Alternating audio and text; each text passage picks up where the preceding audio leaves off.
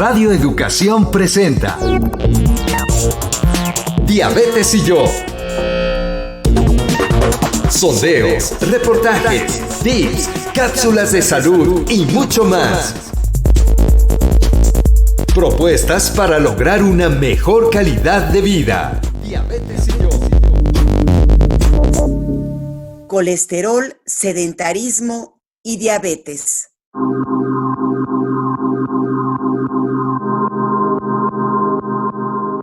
Bienvenidos amigos a una emisión más del programa Diabetes y yo, propuestas que puedan mejorar nuestra calidad de vida. Como siempre, les saludamos con muchísimo gusto todo el equipo de este programa. Seguimos respetando la sana distancia, todas las recomendaciones, y les saludamos Gisela Ayala y una servidora, María Eugenia Pulido. Gisela, pues hoy vamos a tocar un tema muy importante que ya lo hemos abordado en otras emisiones, que es el colesterol. Este factor que muchas veces es silencioso y cuando menos nos damos cuenta tenemos un problema de salud por el consumo excesivo de colesterol. Pero bueno, vamos a irnos a la presentación. ¿Qué te parece, Gisela, antes de que nos presentes a nuestro invitado? Adelante, escuchamos la cápsula.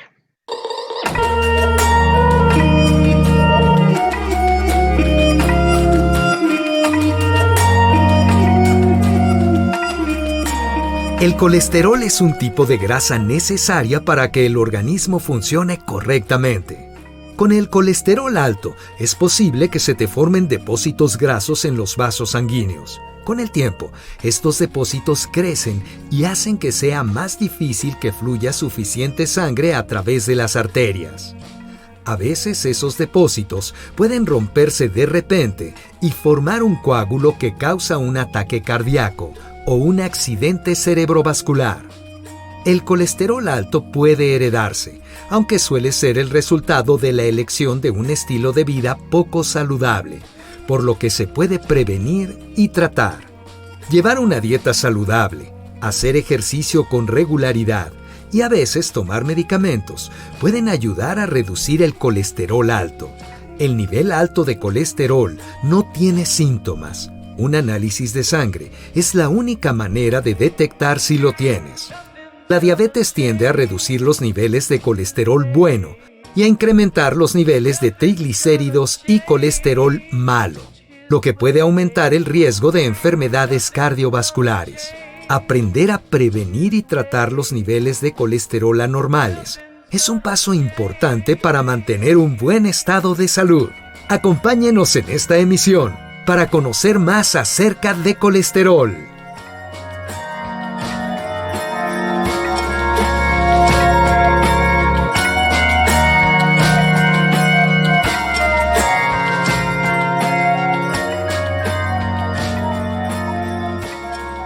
Como lo escucharon en esta cápsula de introducción, el colesterol es una situación realmente seria de salud, por lo que en esta ocasión vamos a hablar de este tema y con un experto, por supuesto, que nos ofrezca recomendaciones. Para ello, Gisela, si quieres presentar a nuestro invitado, por favor. Damos la bienvenida al doctor Alfredo Estrada Suárez. Él es médico cirujano egresado de la Universidad Autónoma de Guadalajara.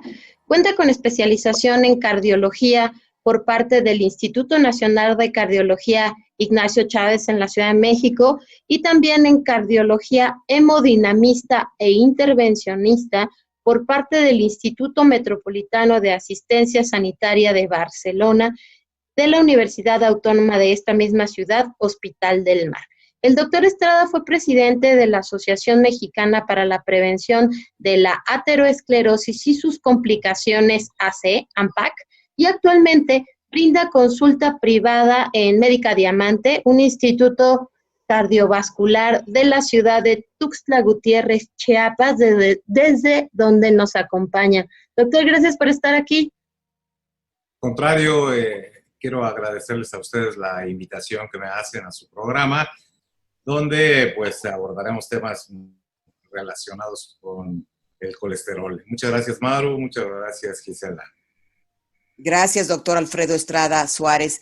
Pues, doctor, de entrada, pues tener estos datos importantes, decirlos a nuestros amigos, que 4 de cada 10 mexicanos tienen el colesterol alto? En términos sencillos, ¿eso qué significa para la salud de todos, de las personas? Porque pues también es algo silencioso. Si no nos hacemos estudios de laboratorio, quizá no sabemos que estamos teniendo una bomba de tiempo en nuestro organismo, doctor. Sí, en efecto, según la guía que uno lea, podemos tener desde el punto de vista científico este tipo de comentarios, es decir, 40% de los mexicanos sufre de colesterol elevado, pero hay algunas publicaciones que dicen que hasta el 60% de los mexicanos, es decir, 6 de 10, pueden tener el colesterol elevado. ¿Y qué representa esto en términos sencillos? Pues bueno, el colesterol elevado es un factor de riesgo cardiovascular. ¿Y qué quiere decir esto? Bueno, pues que si tenemos el colesterol elevado, es muy probable que a través del tiempo nosotros podamos desarrollar una enfermedad cardiovascular. ¿Como cuál? Como un infarto, como una embolia cerebral, por ejemplo, y o bien una obstrucción de las arterias de las piernas, por ejemplo. Entonces, y esto es muy importante saberlo porque las personas deben de conocer su nivel de colesterol para poder actuar específicamente de manera terapéutica con su médico. Entonces, doctor, tener los niveles elevados de colesterol, y más adelante hablaremos de los tipos de colesterol, pero en general tener los niveles elevados de colesterol nos podría poner en riesgo de desarrollar otras complicaciones. Doctor, y la pandemia, la contingencia que vivimos, no salir de manera habitual a la calle, muchas veces la gente disminuyó drásticamente la cantidad de minutos que dedica al día a la actividad física, también ha tenido un impacto, o esperamos que tenga un impacto en las cifras de colesterol de los mexicanos, ¿es así? Bueno, la pandemia en general ha tenido impacto sobre varias condiciones que pueden perjudicar nuestra salud.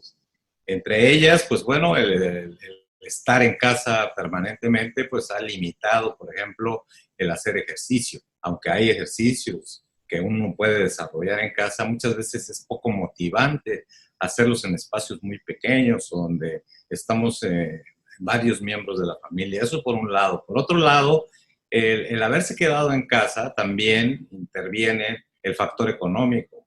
Hay una encuesta que se llama ENSARS-CoV-2, que lo publica el Instituto Nacional de Salud Pública de México, en el cual se sabe que el 30% de los encuestados en esta encuesta sufrieron pérdida de su empleo, lo que genera pues bajos recursos y el acceso más fácil a la comida chatarra que denominamos, a la comida que tiene altos niveles de colesterol, que tiene alto contenido de grasas saturadas. Y entonces esto sí que es importante porque eso es lo más barato hoy día. Si nosotros nos ponemos a pensar en eso, pues bueno, el impacto es muy importante desde el punto de vista económico, desde el punto de vista del limitarnos la actividad física y la mala alimentación que estamos llevando a cabo. Y eso evidentemente impacta sobre los niveles de colesterol que, repito, pues tenemos que vigilar. Ahora tenemos todos los mexicanos la obligación de acudir al médico para que podamos nosotros saber cómo estamos en el contexto general de nuestro organismo. Doctor, ¿y cómo podemos identificar los diferentes tipos de grasas? Las grasas saturadas, por ejemplo, las que son buenas, las que son malas para nuestro organismo, porque pues esta es una enfermedad silenciosa que muchas veces no tomamos en cuenta y que tiene resultados fatales. ¿Cómo podemos aprender a identificar estas grasas saturadas? ¿Cuáles son los grupos de alimentos que las contienen? ¿Qué alimentos son los que pues contienen estas grasas saturadas? ¿Cómo podemos aprender eso, doctor? Sí, generalmente los alimentos procesados son estos que tienen muchísimas grasas saturadas. Por ejemplo, la carne roja, los mariscos, el alto consumo de huevos, también los derivados de leche, como crema, queso Oaxaca, etcétera. Todos estos derivados de leche también son importantes, los embutidos, que finalmente son carnes rojas procesadas. Y todo esto, y los alimentos, por ejemplo, de las hamburguesas, las pizzas, los pollos fritos, etcétera, todos estos elementos están hechos con grasas saturadas porque se están refriendo y se está resaturando el aceite con el que las realizan. Y esto es verdaderamente importante conocerlo porque evitando el consumo también podemos disminuir nuestros niveles de colesterol. Doctor, a mí me llama siempre la atención cuando hablamos de grasas saturadas, que no todas las carnes rojas, ¿no? Hay carne roja magra, que es la que puede tener menos grasa. Y también, doctor, si me pudiera hacer algún comentario sobre un elemento tradicional de la cocina mexicana, que es la manteca, con la que hacemos tamales, freímos las quesadillas y un largo número de alimentos en nuestro país. Manteca y cómo poder diferenciar, cómo mantener el consumo de carne roja de acuerdo con nuestro plan de alimentación, tratando de ser inteligentes a la hora de la elección. Sí, claro, la carne que tiene menos marmoleo, que es esta condición blanca a la que se le ve a la carne, es la que mejor, la que más contenido de colesterol puede tener. Entonces, tratar de evitar la carne que tenga mucho marmoleo, porque al final pues es grasa y que se satura posteriormente. Y en cuanto a lo de la manteca, pues creo que todos estaremos de acuerdo aquí que los frijoles más ricos del mundo son aquellos que se cocinan con manteca, pero evidentemente producen un daño espectacular, como ya lo señalaron. Por ejemplo, también el consumo del aceite de coco, por ejemplo, al freírlo constantemente, ustedes podrán a veces darse cuenta cómo estas empresas que venden hamburguesas tienen un olor similar siempre en todos lados. Y es porque el aceite de coco lo utilizan ellos para refreír y refreír y refreír las papas fritas famosas que nos dan, y que estas papas contienen alto contenido de colesterol y de grasa saturada. Por lo tanto, hay que tener bien ese objetivo, bien vigilado, y evitar su consumo a lo menos posible. Doctor Estrada, pero, por ejemplo, la comida mexicana de tradición, porque de hecho hemos cambiado mucho los hábitos alimenticios y realmente el problema de la obesidad y la diabetes empezó a surgir más en cantidades, por ejemplo, alarmantes en niños de gente más joven, en la obesidad, por alimentos que no son propios de nuestra cultura, porque antes se cocinaba con manteca, siempre se cocina, la comida ancestral mexicana se preparaba así y no había tanto número de personas con diabetes, o no lo sabíamos, pero no, yo creo que no había tanto. Se ha modificado la alimentación, se ha vuelto también la culpa a lo mejor la tiene la comida rápida, ¿no? Sí, a eso me refería con lo de las hamburguesas y lo de las papas. La comida rápida ha sido un factor, pero también no olvidar que estamos consumiendo cada día más carbohidratos. Y entre más carbohidratos consumamos, pues más obesos seremos, porque eso es lo que verdaderamente forma la obesidad, el consumo alto de carbohidratos. Hay que tener un régimen muy balanceado con pocos carbohidratos y evitar, obviamente, las grasas saturadas. La comida rápida es alto contenido de grasa saturada, por donde lo vean, pollos, hamburguesas, pizzas, etcétera. Y además llevan una carga muy importante de carbohidratos, lo que hace que subamos de peso y que además tengamos niveles de colesterol altos en este sentido. Aquí también vale la pena decir que el veneno también está en las cantidades, ¿no, doctor? Y al final del día, pues, los carbohidratos se encuentran regularmente en el pan, en las tortillas. si consumimos una enorme cantidad de ellos y además le agregamos grasas saturadas, pues vamos como en contra de todas las recomendaciones que hace cualquier médico que se preocupa por la salud de nuestro corazón. Doctor, en ese sentido, ya hablamos de la alimentación, pero a mí me gustaría que también nos explicara cuál es el efecto de no hacer ejercicio o el sedentarismo para el colesterol. ¿Tiene efecto directo no hacer ejercicio sobre nuestros niveles de colesterol? Tienen un efecto básicamente sobre la obesidad. El no hacer ejercicio incrementa el peso notablemente y entonces eso hace que los niveles de nuestro colesterol puedan ascender y definitivamente el estar estático no es recomendable. Hay que ejercitarse en la medida de lo posible porque esto nos va a ayudar también a consumir todas estas cosas que hemos mencionado hoy día, a eliminarlas de mejor manera, de tal forma que si alguna vez pecamos y consumimos demás carbohidratos, pues podemos eliminar el exceso con el ejercicio que es completamente saludable, por supuesto. Doctor, ¿nos puede explicar, por favor, para que quede muy claro en nuestro auditorio, qué es el colesterol y cuáles son sus tipos? Pues el colesterol es un tipo de grasa que circula en nuestro organismo y que sirve, importante decirlo, que sirve para la formación de membranas de nuestras células y que sirve también para la formación de hormonas, entre otras cosas. Entonces el colesterol no es malo, es un elemento que es útil para vivir, pero el problema es el exceso del colesterol. ¿Y qué tipo de colesterol tendremos? Eso también es muy importante. Existen, en términos generales, dos tipos de colesterol. El bueno y el malo. El bueno es aquel que se llama colesterol de alta densidad, HDL por sus siglas en inglés. Ese colesterol bueno lo que hace es barrer, por así decirlo, para que quede claro, barre el colesterol malo y lo lleva al hígado para su eliminación. Y el colesterol malo se le llama LDL o colesterol de baja densidad y se le dice LDL por sus siglas en inglés.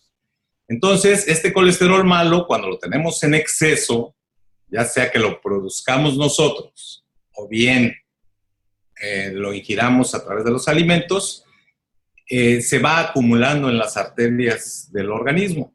Y en general, el acúmulo más importante que se ha visto es en las arterias coronarias, en las arterias del corazón, en las arterias cerebrales o en las arterias de las piernas.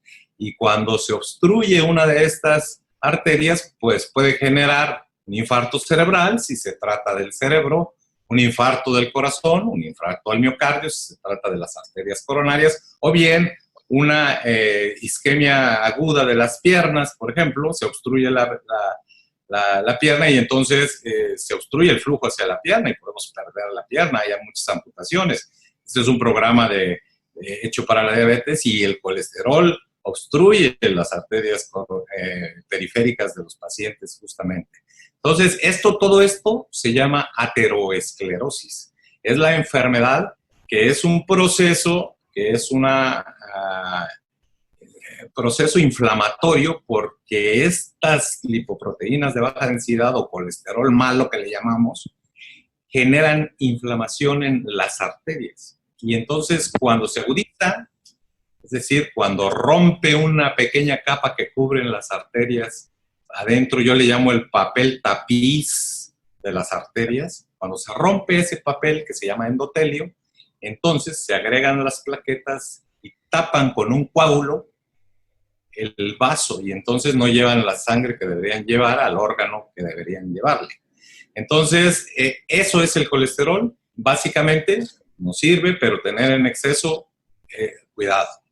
Este programa, amigas, amigos, es grabado, pero les queremos decir que pueden entrar en contacto con nosotros a través de Facebook y en el espacio también llamado Diabetes y Yo en Facebook. Y bueno, pues vamos, doctor Gisela, vamos con los consejos de salud, que son un elemento esencial en este programa, y por eso queremos invitar a nuestros amigos a que escuchen con mucha atención ahora sí que paren oreja para todas las recomendaciones que hace nuestra nutrióloga Mónica Hurtado, precisamente hablando de qué alimentos son los más adecuados para consumir. Vamos con esta cápsula. Consejos de salud para una mejor calidad de vida.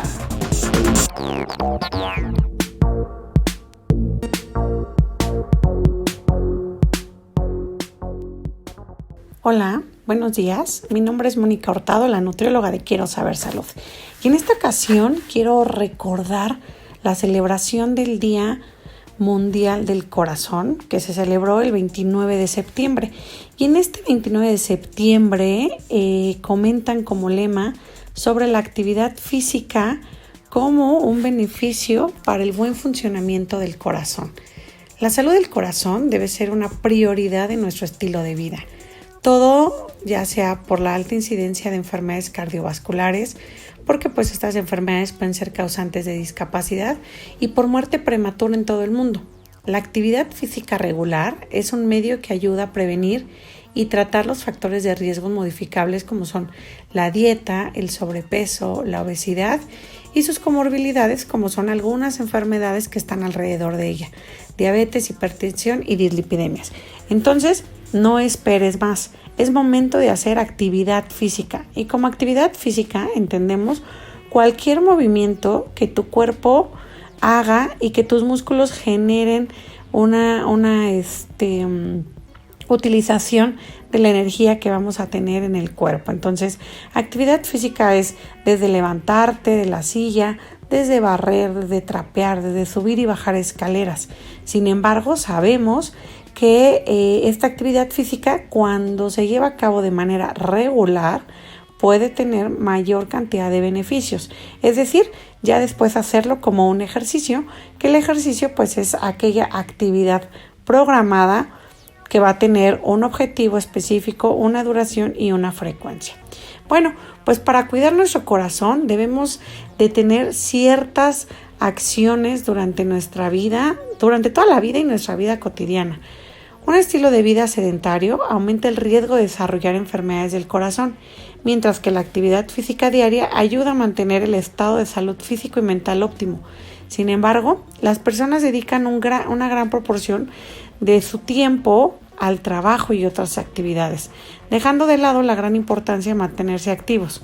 Entonces, hoy lo que nos están diciendo los estudios es que dentro del lugar de trabajo, dentro de casa, debemos al menos cada hora levantarnos de nuestra silla o hacer una pequeña caminata, es decir, nada más dar unos pasos, pero que sea cada hora. De esta manera podemos revertir el daño que podríamos tener si no hiciéramos nada.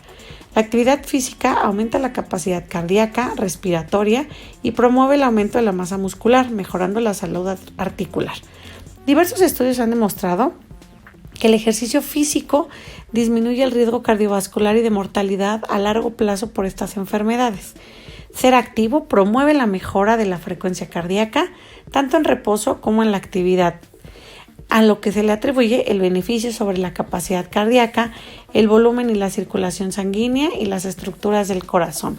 Es decir, que la actividad física regular, una dieta correcta, el abandono de hábitos pues no tan saludables como lo es el tabaquismo o el consumo excesivo de alcohol y el control de algunos factores psicológicos como son el estrés, la ansiedad, la depresión, son elementos claves para mejorar la calidad y esperanza de vida.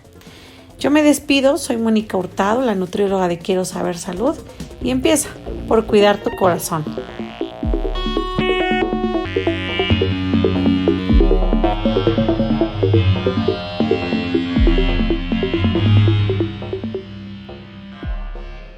Y estamos hablando esta tarde de colesterol. El invitado de esta tarde, el cardiólogo, el doctor Estrada, quien nos acompaña desde Tuxtla Gutiérrez, Chiapas, nos hablaba ya de cómo el estilo de vida tiene un alto impacto en nuestros niveles de colesterol y de la necesidad de conocer nuestros números. Eso es muy importante. Pero también, doctor, sería de mucho interés para nosotros conocer cuáles son los tratamientos que existen en nuestro país una vez que nuestro médico ya nos ha dicho que debemos bajar los niveles de colesterol? ¿Nos podría hablar de los tratamientos que están a disposición en este momento en nuestro país? Sí, cómo no, Gisela. Mira, el tratamiento para el colesterol malo debe de consistir en una estatina. Las estatinas son los elementos que disminuyen el colesterol malo en las personas. Evitan la síntesis, es decir, la producción desde el hígado. Nosotros producimos colesterol en nuestro hígado porque lo necesitamos, como ya dije, para las funciones de nuestras células y de nuestras hormonas. Entonces, el 80% del colesterol que circula en nuestra sangre lo producimos nosotros y el 20% lo ingerimos a través de la dieta. Y ustedes me podrán decir, bueno, entonces si yo lo produzco me puedo comer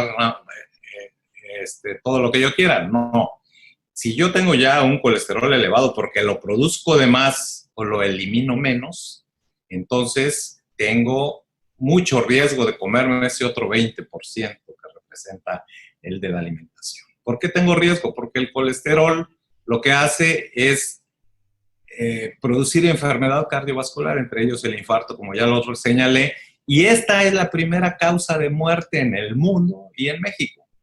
Entonces, mientras nosotros charlamos, 32 personas mueren por aterotrombosis, es decir, cada hora 32 personas mueren por aterotrombosis, y eso es algo muy, muy importante. Entonces, quiero transmitir que el colesterol elevado es de alto riesgo. Entonces, existen medicamentos que nos ayudan a limitar la síntesis o la producción del hígado del colesterol, como son las estatinas. Entre ellas, las más importantes son la atorvastatina y la rosuvastatina. Son las dos estatinas de más alto impacto.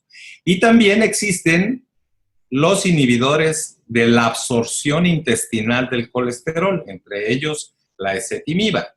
La ezetimiba es un medicamento que inhibe la absorción. Y les platico, ¿se acuerdan del colesterol bueno? Pues ese se lleva al hígado al colesterol malo para que se elimine a través de la bilis. Y la bilis se va al intestino. El intestino, al llegar al duodeno, el 50% del colesterol que va ahí se reabsorbe. Y entonces la ezetimiba inhibe esta absorción de ese 50% y lo elimina, lo que hace que el nivel de colesterol de la sangre disminuya. Pero hoy día, por ejemplo, el laboratorio Silanes hace una mezcla en un solo comprimido de rosuvastatina y ezetimiba, dando la potencia, por un lado, de inhibir la síntesis hepática y por el otro lado, de inhibir la absorción del colesterol intestinal, lo que hace que este medicamento pueda disminuir hasta un 65% los niveles de colesterol que tenemos en sangre y con esto reducir el riesgo de sufrir un infarto y incluso la muerte, porque 3 de cada 10 mexicanos que se infartan mueren durante la primera hora. Entonces, es muy importante, este tema es fundamental y el entendimiento del mismo es muy, muy importante, porque con esto nosotros podemos cuidarnos y aparte tenemos el tratamiento. Eso es bien importante. Ahora, tener tratamiento no quiere decir descuidar nuestro estilo de vida. Tenemos que cuidarnos mucho y además, si tenemos elevado el colesterol a pesar de eso, muchos pacientes a mí me dicen, doctor, le juro que yo hago ejercicio, que no como grasa saturada, etcétera, y tengo el colesterol alto. Pues bueno, es que tú lo produces en exceso o lo eliminas poco. Por lo tanto, necesitas tratamiento para evitarte un infarto y que vayas a sufrir pérdida de tu salud o de la vida incluso. Entonces, estos tipos de tratamientos son muy, muy, muy importantes y bueno, ahora teniéndolos juntos a la estatina más importante porque la rosuvastatina ha disminuido el nivel de las placas de colesterol. Nosotros pudimos medir a través de un ultrasonido intravascular, es decir, dentro de la arteria, podemos nosotros medir el volumen de la placa. Se le dio tratamiento con rosuvastatina y se vio cómo disminuyó la placa, es decir, hay regresión de la placa.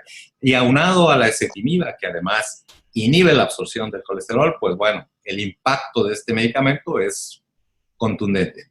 Y se dice que disminuir más del 50% del nivel de colesterol en sangre establece disminución del riesgo para sufrir enfermedad cardiovascular. Sí, doctor, pero muchas veces las personas que son delgadas creen que tienen el colesterol bien nivelado y resulta que te haces unos estudios y sale el colesterol alto. Entonces, eso también puede como engañarse. Uno cree que nada más las personas obesas pueden tener el colesterol alto. ¿Nos puede aclarar esto, doctor? Sí, por supuesto. La apariencia física no determina los niveles de colesterol, por supuesto. Yo tengo muchos pacientes que son absolutamente delgados, en un índice de masa corporal perfecto, es decir, delgados, que no tienen sobrepeso, etcétera, y que tienen niveles de colesterol altísimos. Y también tengo todo lo contrario, pacientes que tienen un índice de masa corporal muy grande, sí son muy obesos, y que tienen niveles de colesterol normales. Ellos manejan el metabolismo de su colesterol bien. A veces yo les digo, ustedes tienen un colesterol que no se merece. Pero bueno, el punto está en que estos pacientes, lo que necesitamos hacer es tomar los niveles de colesterol. No importa si soy delgado, si soy en sobrepeso o tengo obesidad. Tengo que tomarme mis niveles porque necesito conocerlos y a partir de esto, mi médico determinará qué tipo de tratamiento nos va a dar.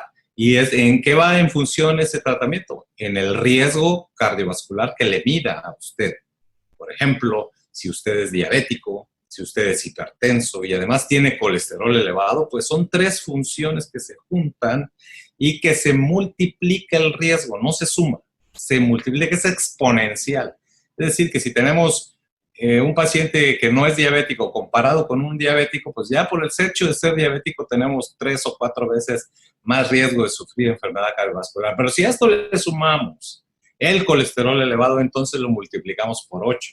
Y vamos aumentando el riesgo conforme vayamos incrementando el riesgo. Ahora, si por ejemplo fuma además, pues, bueno, el riesgo es totalmente muy, muy importante. Y lo que decías, Maru, regreso a eso, es muy importante. No se necesita ser obeso para tener el colesterol elevado, y el paciente delgado tampoco va a tener un colesterol normal si es que él lo produce más o tiene alteraciones del metabolismo del colesterol. Y para eso estos medicamentos, rosuvastatina, ezetimiba, juntos, pueden generar una disminución del riesgo muy importante. ¿Cómo vamos a hacerle? Hay que ir al médico. Ahora que estuvimos de la pandemia y que estamos apenas empezando a la nueva normalidad, tenemos que ir al médico a medirnos la presión, el nivel de azúcar, el colesterol, etcétera, para que nuestro médico pueda ser capaz de disminuirnos el riesgo conforme lo tengamos elevado. Doctor, y antes de hablar del interesantísimo tema que es la relación entre colesterol y diabetes, me gustaría que nos regresáramos un poquito a lo que acaba de decir. Estos tratamientos, como los que usted acaba de detallar, son de prescripción, es decir, el médico es quien me debe indicar tanto dosis como en qué momento lo voy a empezar a usar y las recomendaciones que lo rodean, porque a veces escuchamos o leemos y de pronto decimos, este es para mí, y resulta que yo no cumplo con ese perfil ideal para el tratamiento. ¿Nos podría hablar al respecto, por favor? Sí, claro, lo dije, pero qué bueno que lo recalcas. Es muy importante que la gente sepa que no se debe automedicar. Eso es algo muy, muy importante, porque luego podemos tener los medicamentos, todos tienen efectos secundarios y todos, el médico es el quien debe tomar la determinación para la prescripción específica para cada paciente. Todos los pacientes respondemos diferente, todos los humanos respondemos diferente. Entonces sí hay medicamentos muy importantes e incluso los podemos hoy día googlear, como normalmente le decimos, buscar en los buscadores del internet, y tener una serie de medicamentos, pero no es imposible que ustedes puedan automedicarse. Realmente no es esa la función. Deben de ir al médico necesariamente para que tengamos efectos adversos menores y que no entre menos automedicación vamos a tener menos efectos indeseables de los medicamentos, seguramente. Ir al médico es importantísimo. Gracias, doctor. Los problemas de salud, los accidentes cerebrovasculares, están aumentando mucho en las personas y ya no de la tercera edad, sino más jóvenes. Y yo tengo la curiosidad y me gustaría que nos hiciera la diferencia, que nos explicara cuál es la diferencia entre isquemia y un accidente cerebrovascular. No es lo mismo, ¿verdad? Bueno, el accidente cerebrovascular tiene dos orígenes. Uno es la oclusión de una de las arterias por esta aterosclerosis de la que hemos hablado toda esta tarde. La obstrucción de una de las arterias cerebrales produce un accidente cerebrovascular isquémico, porque la isquemia es que no le llega oxígeno al territorio que esa arteria irriga o que lleva esa sangre, ¿no? Se obstruye y entonces no hay paso y por lo tanto hay isquemia cerebral. Entonces estoy hablando de un accidente cerebrovascular isquémico, que puede ser trombótico o embólico, pero eso ya es otro concepto. Pero lo que hace el colesterol, que es el tema que nos ocupa hoy, es obstruir las arterias y producir isquemia cerebral. Por lo tanto, este es un accidente. Y el otro es una hemorragia cerebral, un accidente cerebrovascular hemorrágico, que eso es lo que conocemos como un derrame cerebral en términos coloquiales, y que son cosas diferentes. Uno obstruye una arteria y produce isquemia y es un accidente cerebrovascular. Y el otro se rompe una arteria y sangra dentro del cerebro y también es un accidente cerebrovascular, pero hemorrágico.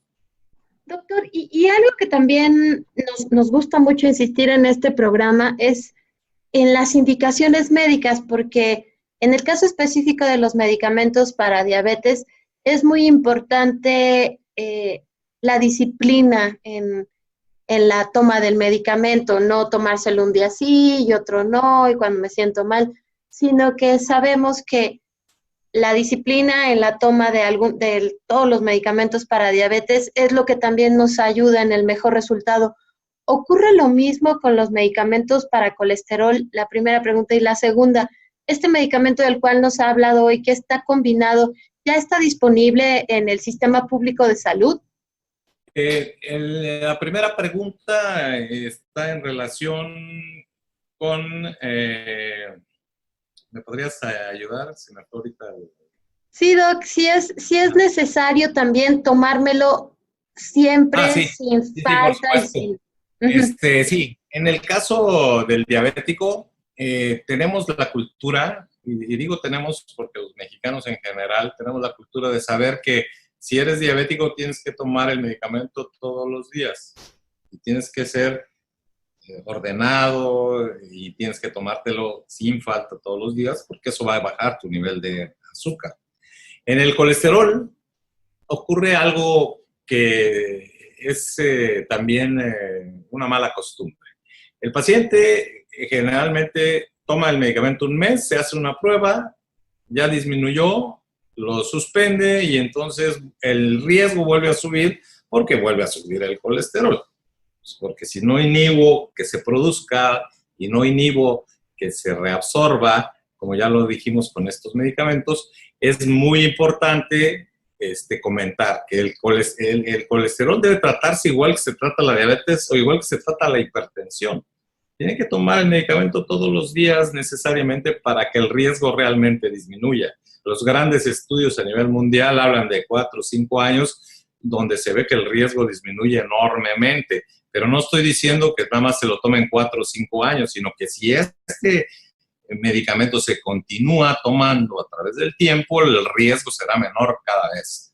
Entonces, sí hay que tomar los medicamentos de manera continua y siempre los pacientes preguntan, ¿y cuánto tiempo me lo voy a tomar, doctor? Pues es igual que la diabetes, igual que la hipertensión, tiene que tomarlo de forma continua porque usted tiene alteraciones del metabolismo del colesterol y este colesterol puede llevarlo a la muerte si tiene un evento cerebrovascular o si tiene un infarto del miocardio, y recordarles que es la primera causa de muerte. Y ahora, en cuanto a los medicamentos, estas combinaciones que tenemos cada día, el sistema de salud está incorporando las estatinas de alta potencia y seguramente va a incorporar también a los medicamentos que nos ayuden más, como es este caso de disminución del 65%, seguramente serán incorporados paulatinamente, pero ya está ahí disponibilidad también en el mercado farmacéutico. Se pueden,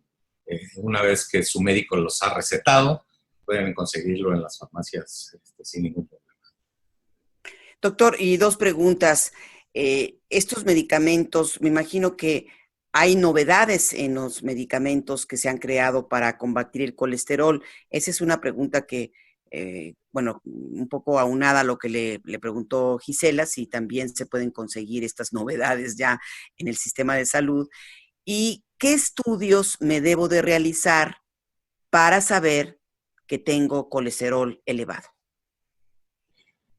Para tener una idea clara del colesterol elevado, tenemos que realizarnos un perfil de lípidos completo, porque podemos tener colesterol total elevado a expensas del colesterol bueno, y entonces no necesito tratamiento. Pero para saber si tengo el colesterol bueno o el malo, tengo que pedir un perfil de lípidos completo, donde incluya colesterol total, colesterol bueno, colesterol malo y triglicéridos también. Entonces, así podemos separar y saber cuál es el colesterol que nos está afectando la fórmula final. Y entonces poder darle el tratamiento que esté indicado en cada caso. En este caso, pues, estatinas o la combinación de rosuvastatina con ezetimiba. Esos son los puntos. Y en cuanto a la incorporación de los medicamentos o las novedades que hay para el tratamiento del colesterol, cada vez más las entidades de salud están incrementando el ingresar a sus filas estas novedades terapéuticas que han dado tan buenos resultados a través de todos los estudios a nivel mundial. Y los invitamos ahora a escuchar un glosario que se ha enriquecido con los términos médicos que hemos escuchado a lo largo de esta emisión. Acompáñenos a escuchar el glosario en voz de Ignacio Casas y regresamos para la última parte de esta interesante plática sobre colesterol con el doctor Estrada. Glosario, para conocer los términos médicos.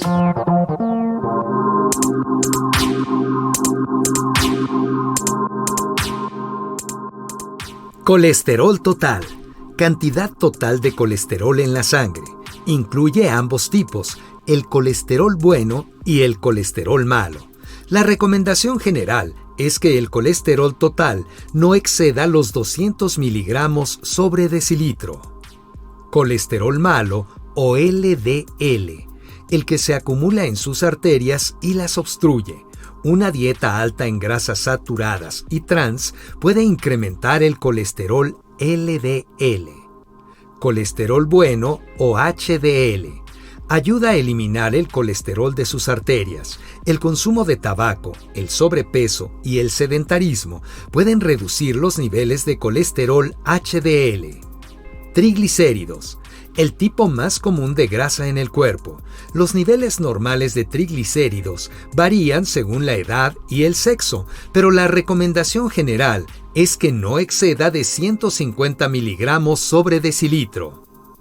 Ateroesclerosis. La acumulación de depósitos grasos en las paredes de las arterias, que aumenta el riesgo de sufrir un ataque al corazón, una enfermedad arterial periférica o un derrame cerebral.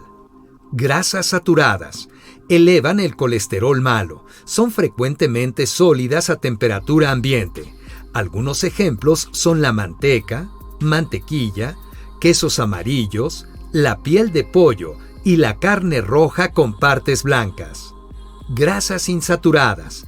Tienen la particularidad de reducir los niveles de colesterol en sangre. Se encuentran en semillas como cacahuates, nueces, pistaches, aceitunas, aguacates y aceites vegetales, excepto coco.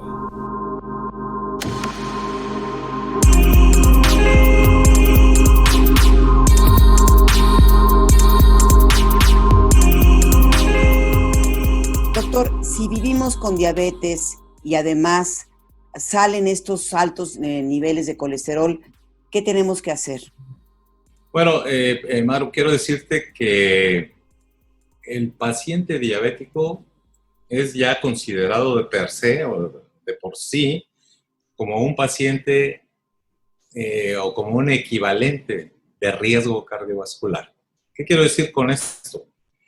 Que un paciente que tiene diabetes desarrolla aterosclerosis más fácilmente porque el nivel de colesterol que tienen estos pacientes es más elevado, primero. Y segundo, tienen el colesterol bueno más pequeño y más denso.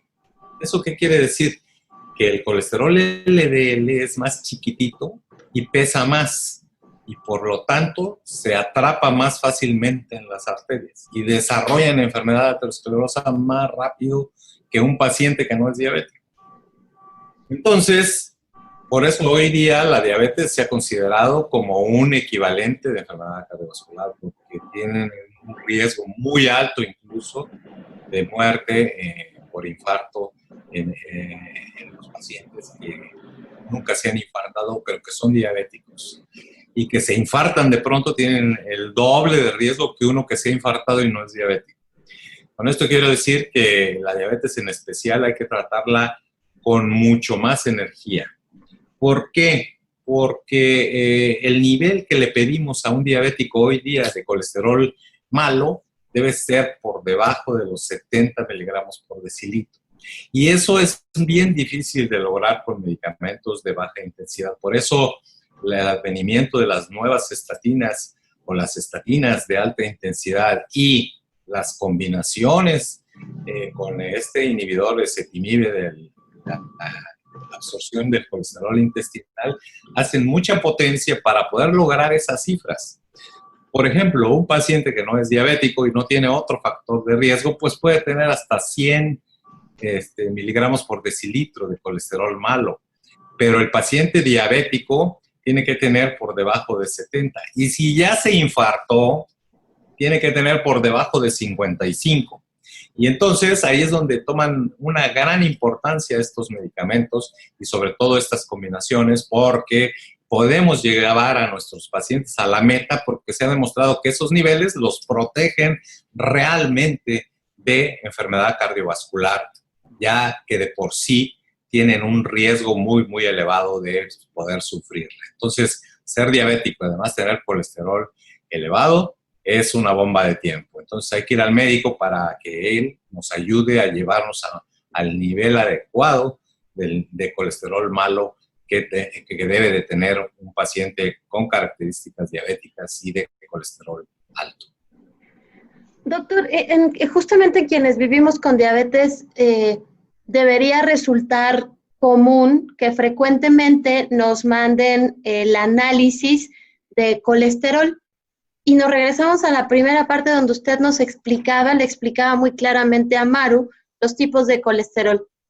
¿Qué pasa si yo siempre cuento con mi colesterol total, pero nunca me han mandado un análisis donde se especifiquen los tipos?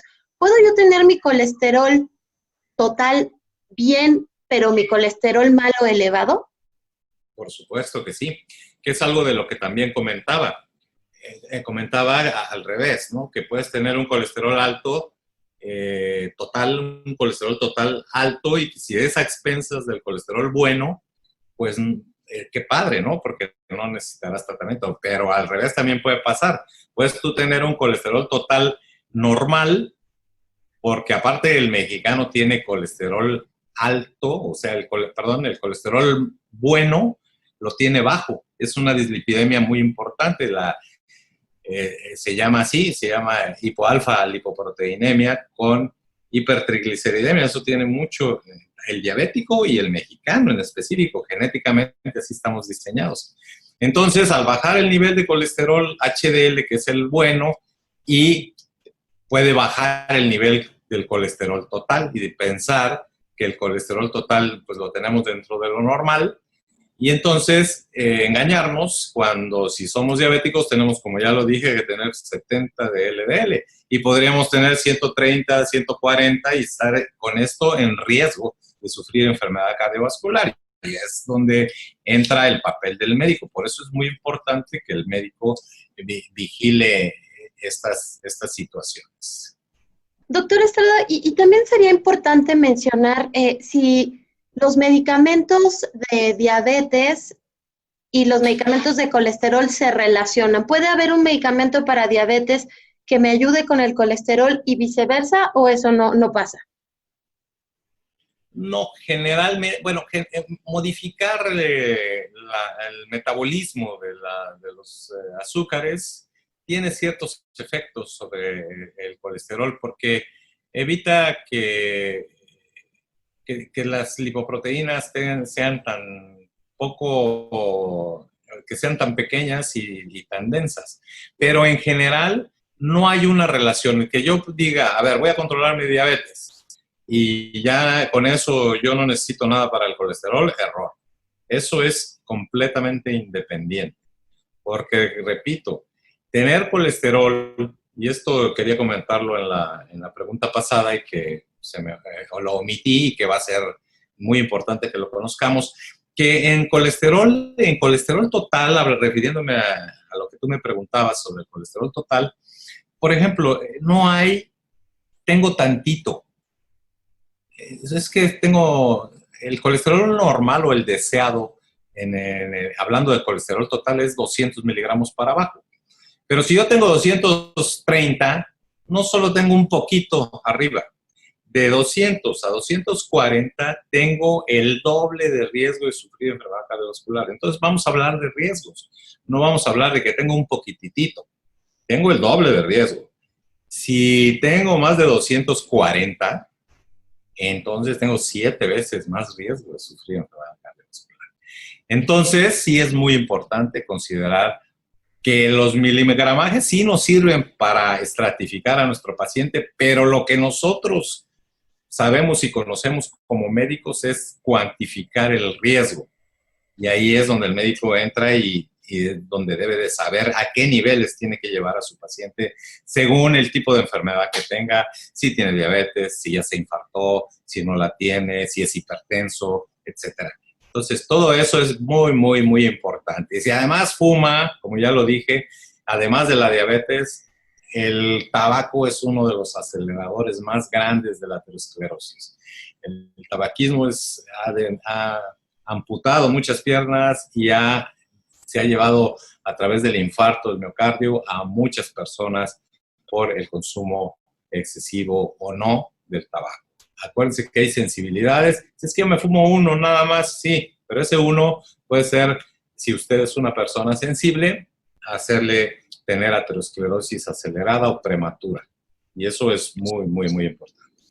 Doctor, ¿cuáles serían las recomendaciones para cuidar del colesterol y de la diabetes en esta pandemia y bueno, en todos los tiempos para todas y para todos?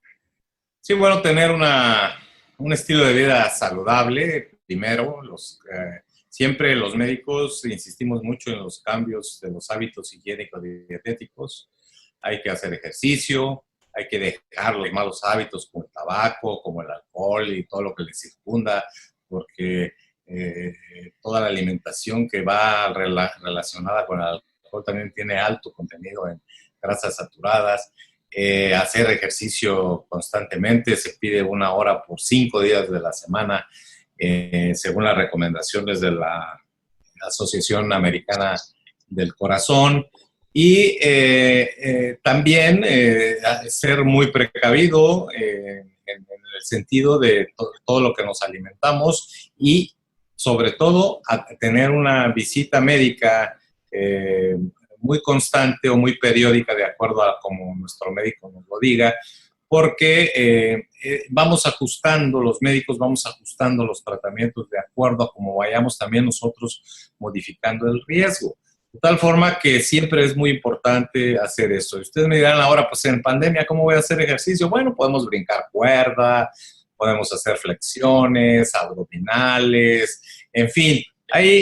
Si uno desea, hay maneras de que podamos hacer el ejercicio incluso dentro de un espacio muy pequeño, ¿no? La alimentación, pues, hacerla lo más sana posible, dejar de utilizar, grasas saturadas, no comida chatarra, en fin, y cambiando estos hábitos y acudiendo al médico para que ellos nos den los tratamientos más impactantes sobre la aterosclerosis, como son los que hemos mencionado.